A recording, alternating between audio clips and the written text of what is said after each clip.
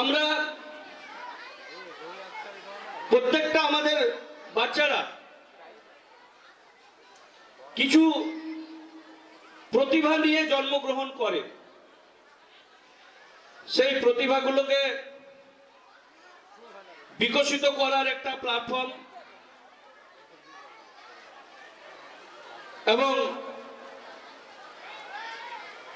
আমরা পারি, আমরা সব পারি। আমরা যদি চেষ্টা করি আমরা সব কিছু করতে পারি। এটা আমরা দেখাবার জন্য এইরকম একটা মঞ্চকে আমরা তৈরি করেছি। বিশেষ করে আমরা খুবই অনুকরণ প্রিয়, প্রত্যেকটা জিনিস আমরা অনুকরণ করি, যুগ যুগ ধরে এটা চলে আসছে। তাহলে আমাদের যারা ভালো ছেলে মেয়ে, যারা ভালো পারফরম্যান্স করতে পারে বিভিন্ন ক্ষেত্রে, যারা পারে না তাদেরকে তারা অনুসরণ করবে, দেখে শিখবে, নিশ্চিতভাবেই সেটা ভালো কিছু।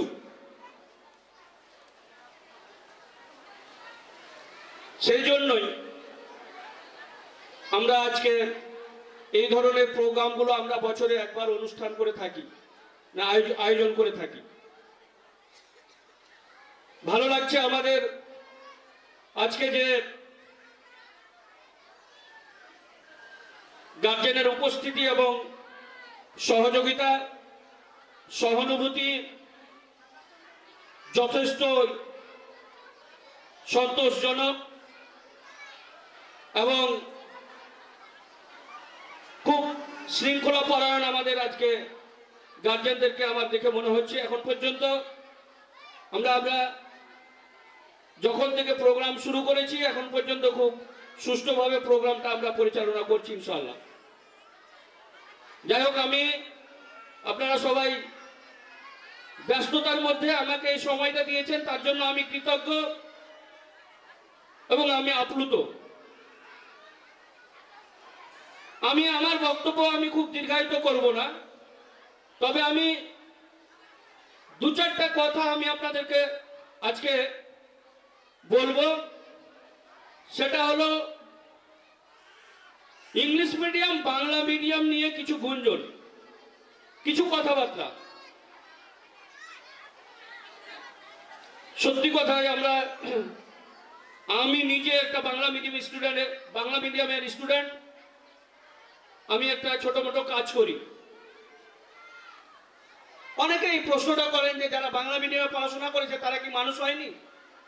মানুষ হচ্ছে না? অবশ্যই হচ্ছে। সত্যি কথা বলতে কি, আমি একটা ভালো প্রফেশনে কাজ করি, শিক্ষকতায় কাজ করি, তবুও আমার ইংলিশ ভীতি এখন পর্যন্ত আছে। আমি ইংলিশ দেখে ভয় করি, আমার স্বীকার করতে কোনো অসুবিধা নেই। আমি ক্লাস 5-এ গিয়ে ABCD শিখেছি। আমি ক্লাস 5-এর একদিন একটা ক্লাসে ক্যাপিটালের M আর স্মলের M এর জন্য মার খেয়েছি। সেটাই তফাৎটা কি, ক্যাপিটালের M কিরকম লিখতে হবে, স্মলের M কিরকম লিখতে হবে, এটাই বুঝতে পারছিলাম না। এটা ডাস্টার ছুঁড়ে মারলো মাথায় উপরে আমার, তারপরে বুঝতে পেরেছি। যাক, তো যারা ক্লাস 5 থেকে ইংরেজি পড়লো তারা ইংরেজির লেটার চিনতে চিনতে 5 চলে গেল। আর একটু ছোট মোটো কিছু এই করতে করতে ইংলিশের বেসটা ওই সময় ভালো তৈরি হয়নি, আমি স্বীকার করছি। এবার ব্যবহারিক জীবনে আমাদের ইংলিশ ভাষা বা English language all over India, শুধু না অল ওভার ওয়ার্ল্ডে আপনাকে সাহায্য সহযোগিতা করবে। আজকের দিনে আজকের দিনে বেশিরভাগই গ্রামের শিক্ষিত, তথাকথিত শিক্ষিত, কেন বলছি গ্রাজুয়েট, গ্রাজুয়েট বানান লিখতে পারবে না। গ্রাজুয়েট নিজের নামটা লিখতে গিয়ে হাত কাঁপছে। এই জন্য বলছি তথাকথিত শিক্ষিত। এই শিক্ষিতরা লাইন দিচ্ছে বিদেশে, কোথায় না তো সৌদি আরব, কোথায় না তো দুবাই, কোথায় না তো কাতার, মালয়েশিয়া, ইন্দোনেশিয়া। যেখানকার ভিসা পাই সেখানে যাই, যেখানে টাকা বেশি পাই সেখানে যাই। ওই সব লোকের যদি ইংরেজিটা ভালোভাবে জানা থাকে, যদি দুটা লাইন ইংরেজি বলতে পারে, মুখের ভাষাতে যদি ইংরেজি বের হয়, আমি গ্যারান্টি দিচ্ছি নিশ্চিতভাবে ও একটা ভালো চাকরি পাবে ওখানে। International language. আমি বিদেশে গেলাম না, আমি দেশের মধ্যে আছি। আমি দিল্লি গেলাম, কোন ফ্যাক্টরিতে কাজ করছি, আমি তো মাধ্যমিক পাস, বাংলার মাধ্যমিক, বাংলা মিডিয়াম থেকে মাধ্যমিক পাস। আমার সামনে একটা ইঞ্জিনিয়ার আছে, ঠিকাদার আছে। ইঞ্জিনিয়ারের সাথে আমি কথা বলছি, আমি নিজের পরিচয় দিলাম যে আমি আই ম্যাট্রিক পাস। কোন ভ্যালু দিবে? আমি ওয়েস্ট বেঙ্গল বোর্ড থেকে মাধ্যমিক পাস করেছি। ওই লোকটার কাছে আপনার কিছু ভ্যালু আছে? কিছু নাই, জিরো। যখনই বলবেন আমি সিবিএসই বোর্ড থেকে 10th পাস করেছি, বলো সত্যি? বলে হ্যাঁ। ওর সাথে সাথে ওর যে নজরে দেখছিল, নজরটা চেঞ্জ হয়ে গেল। আজকের এটা বাস্তবতা। আপনার রাজ্যে লক্ষ লক্ষ কোটি কোটি বেকার। একটা ঝাড়ুদার পিয়ন পোস্টের জন্য লক্ষ লক্ষ পিএইচডি পর্যন্ত লাইন দিচ্ছে, পিএইচডি পর্যন্ত ফর্ম ফিল আপ করছে। মালদা মেডিকেল, সদর মেডিকেলের একজন মেথর পোস্টের চাকরির জন্য পিএইচডি ফর্ম ফিল আপ করেছে কয়েকজন, একজন না কয়েকজন। এই হলো বাংলার চাকরির অবস্থা। ব্যবহারিক জীবনেও আমরা বলি আমরা হাই স্কুলে পড়ছি, হাই মাদ্রাসায় পড়ছি। হাই স্কুল, হাই মাদ্রাসায় আপনাকে কি আরবিক শিক্ষা দিয়েছে? কতটা আপনি আরবিক পড়তে পারেন?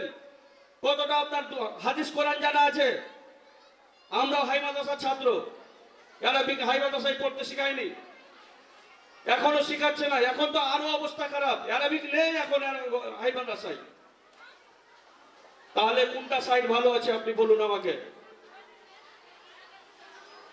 তাহলে কেন আজকে 10 ক্লাস যারা সিবিএসসি বোর্ড থেকে পাস করবে মাধ্যমিক, কেউ বেকার থাকবে না? আমি চ্যালেঞ্জ দিয়ে বলছি।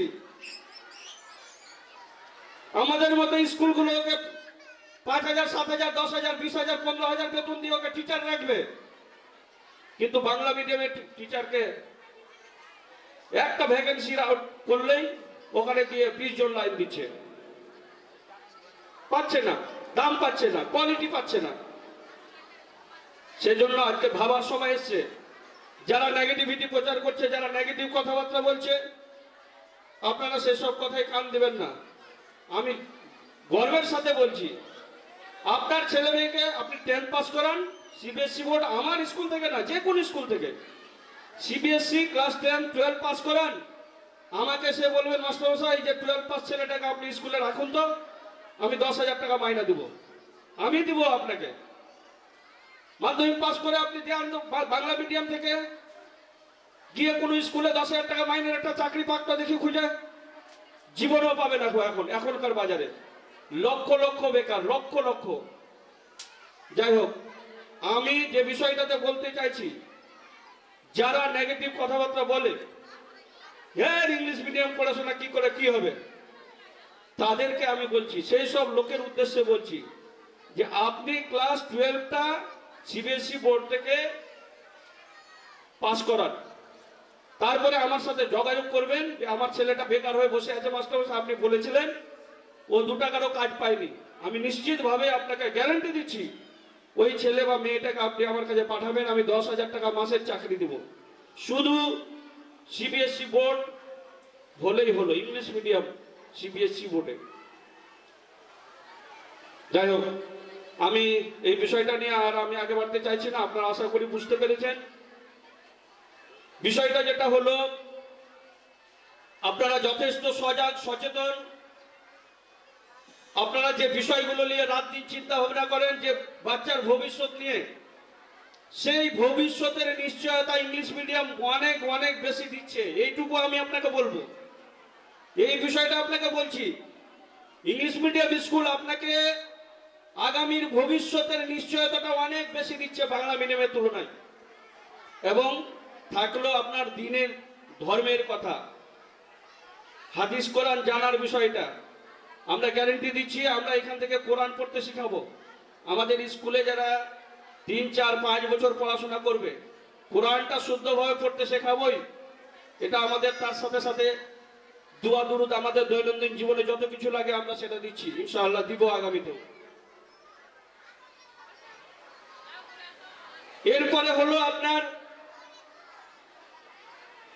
একটু আগে যে আমাদের গেস্ট এসেছিল, অতিথিরা এসেছিল, যে বিষয়টাকে তুলে ধরার ওরা আমাদের মুন্না বিশ্বাস যে বিষয়টা তুলে ধরতে চাইছিল, আমাদের সমাজ বাদিয়া সমাজ, বাদিয়া কমিউনিটির লোক আমরা বেশিরভাগই, আমরা ম্যাক্সিমামই পিছিয়ে পড়া টাইপের, আমরা বেশিরভাগ লোকই না, এটা ছিলাম, এখন আর নাই। আমরা পারি দুনিয়াকে বদলে দিতে, সেটা আমরা বিভিন্ন ক্ষেত্রে বিভিন্ন জায়গায় প্রমাণ করছি, করেছি, আগামীতে করব ইনশাআল্লাহ। সেটা এইসব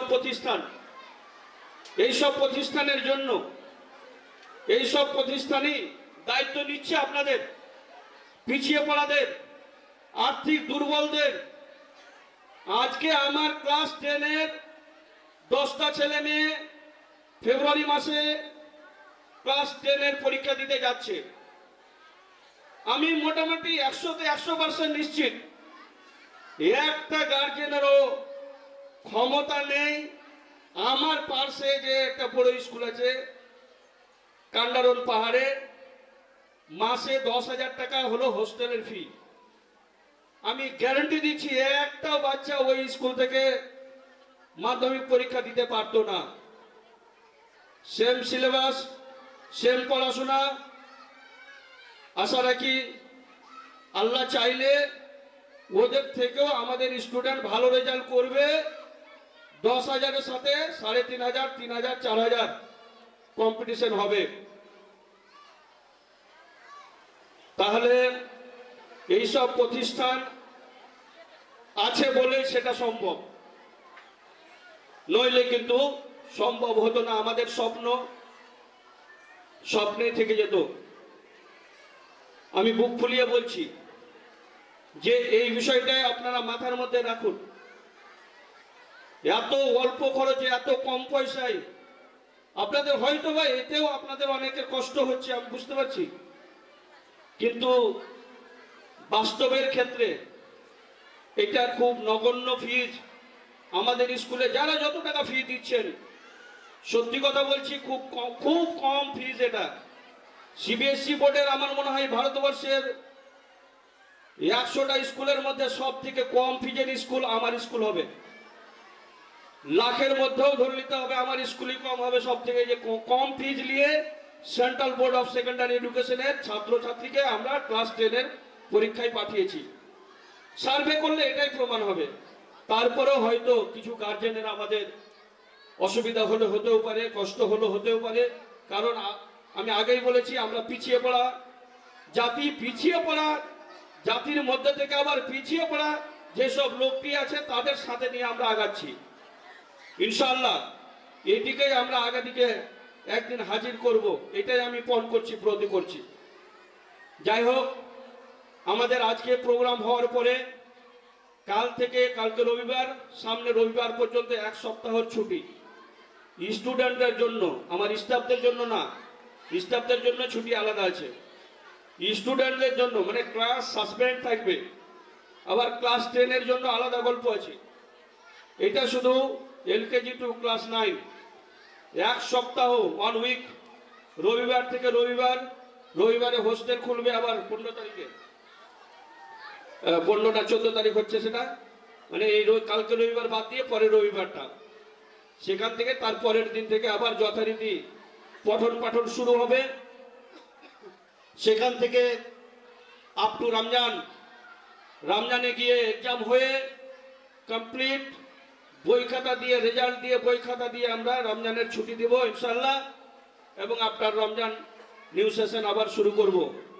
এই কটা দিন যে হবে আগামীতে, এখানে আমাদের সিলেবাসের যেটুকু বাকি আছে বা যেগুলো রিভাইজ করতে বাকি আছে সেই বিষয়গুলো আমরা নিশ্চিতভাবে সেটা কমপ্লিট করব, এবং কমপ্লিট করে ভালোভাবে সুস্থভাবে কমপ্লিট করার পরে আমাদের রমজানের আগে বা রমজানের পৌঁছে আমরা এক্সামটা নিয়ে আমরা রেজাল্ট কমপ্লিট করে আমরা নিউ সেশন ইনশাল্লাহ আরম্ভ করব।